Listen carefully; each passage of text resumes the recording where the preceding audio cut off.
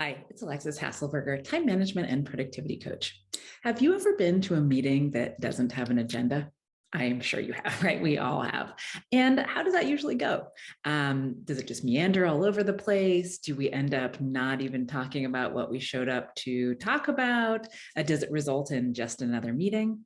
Yes, yes, and yes, right? I mean, so often when we go to a meeting that does not have an agenda, it doesn't have a purpose, it doesn't have a point, and so we're just talking and talking and talking, and then at the end of the meeting we need to meet again to get to what we were talking about. So if you don't like going to meetings that don't have an agenda, if you're sometimes holding meetings that don't have an agenda, then I want to share with you a really easy way to think about meeting structure and meeting agendas that doesn't feel like it has to take a lot of time or effort, right? I mean, I think that's one of the reasons that we resist agendas, even though we know they're good for us, is that it takes time and it takes effort, and we don't necessarily want to do those things, right? So let's do it the easy way.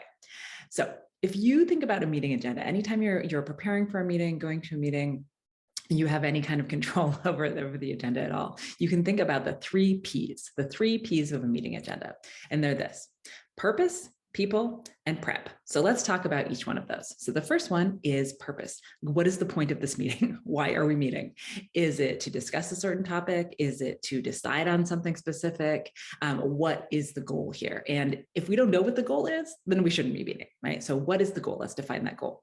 This can often just be one sentence: decide if we should hire candidate X, or move forward with XYZ thing, et cetera. It can just be one sentence, or it might be several sentences, each one being a topic of decision or discussion.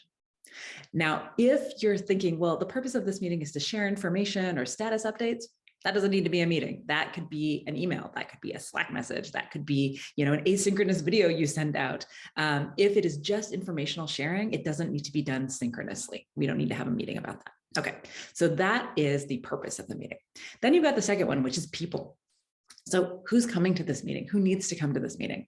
So many of my clients, I hear this, day in and day out, are saying, yeah, this meeting, I have to go to it. There's 40 people in it. I really just turn on my camera for a second, make sure my boss sees that I'm there. And, and then basically everyone is kind of multitasking throughout the meeting because we've all got other things to do and there's so many meetings, right?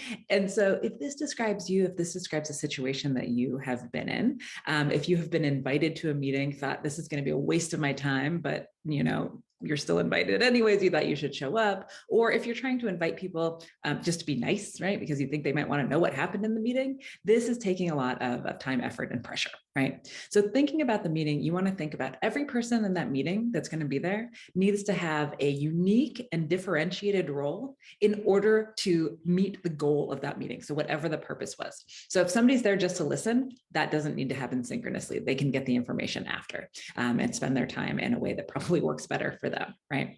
So think about the people that need to be there are going to be playing unique and differentiated roles. If you're just there for listening, you can get that info somewhere else.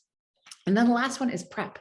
So in order for the synchronous time we spend together to be really valuable, we need to all be prepared for what it is that we're coming in to discuss or to decide. So that means if there are any pre-reads, if there's any pre-work that people need to do, then that needs to be sent out beforehand so that people have enough time to be able to handle that before the meeting. So this means don't send out the pre-read at 2 hours before the meeting. People have got other things to do. Try to send out whatever pre-work needs to be done, at least a day or two in advance, preferably more, so that people can work that into their schedules. When people show up having done the prep, then we can meet for a shorter amount of time. We can really get into the purpose right away. So if you are struggling with meetings that don't have agendas, or you're just thinking it'll take an awful lot of time and effort to put an agenda together for every single meeting, then I want you to remember these three P's: purpose, people, and prep. Hello, video editor here. Just want to quickly say that only 8.3% of the people that watch our videos are actually subscribed. As you might know, that's a very low percent.